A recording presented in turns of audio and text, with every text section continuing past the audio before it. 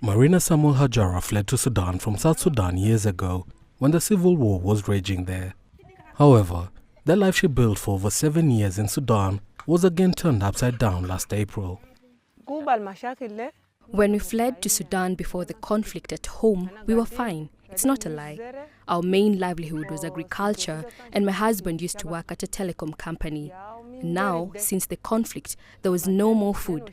We had to take an axe and go to the bush to cut wood so we could eat. However, there were thugs who would not let you be. They will rape women in the bush. Marina was forced to cross back into her home country, seeking refuge in Boro Medina, a town in the western borough of El Ghazal state of South Sudan. When we left Sudan, we left our belongings behind. There is nothing for us to sleep on except an old mat, only a mat, because there is no bed. When we arrived here, the houses we left were gone. There was just one house left. It's the house that we lived in long ago before we left South Sudan. There is just a wall left.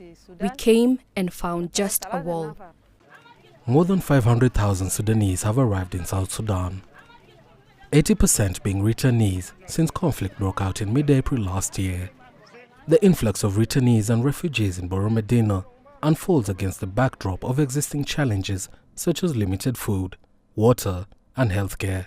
According to the International Committee of the Red Cross, the town of 50,000 inhabitants hosts daily arrivals.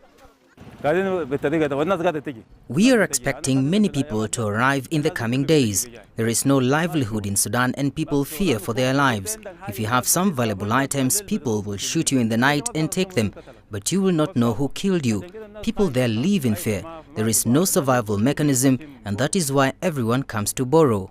The refugees are now entirely dependent on aid from humanitarian agencies. You know, it's Ramadan, and a lot of people don't have food, but they brought it for us. We are grateful. We now have flour, we have sugar, all brought to us. We have beans. It is already being prepared, and we will eat from it.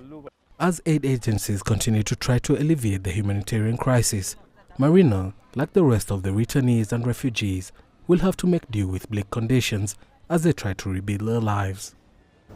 Ian Kinyo, CGTN.